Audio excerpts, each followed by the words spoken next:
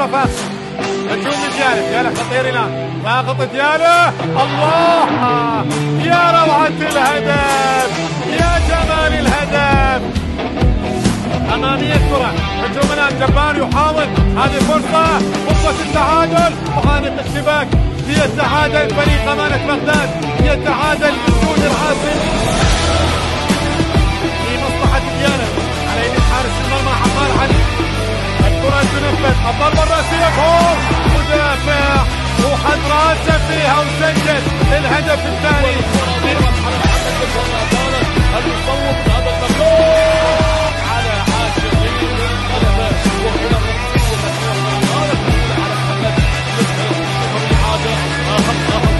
وهنا خطيرة وهدف أول.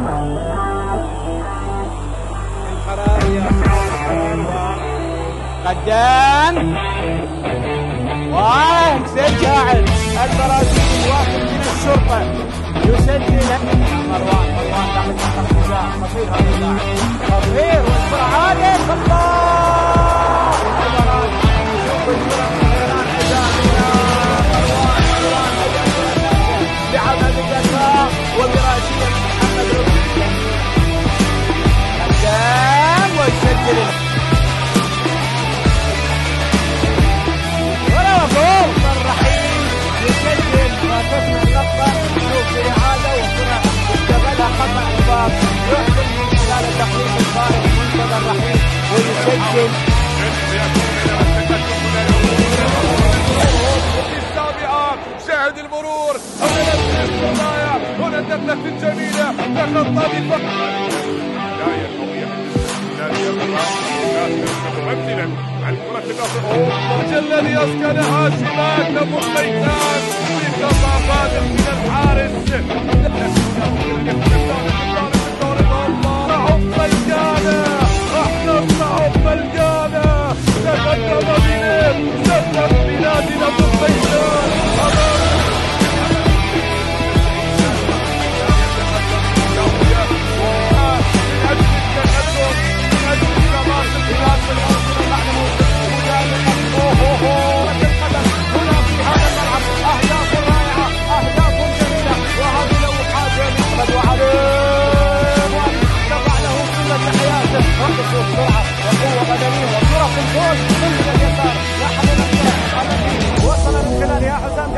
اخترق يمين الدفاعات نادي القاسم، عبر الجميع وسجل الكرة في تقدم كبير ووصول كبير، وهذا هدف يسجل الآن هو الهدف الثامن عشر. لعب الكرة الخطيرة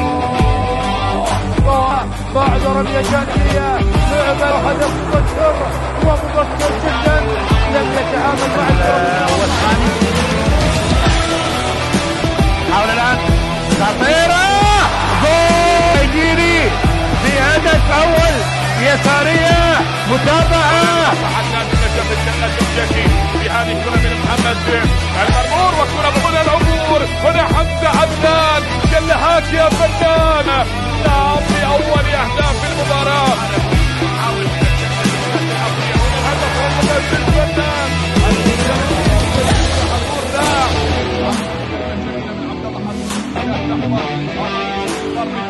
جعفر يتكلم الدفاع، جعفر الماضي عفوا ماغاتو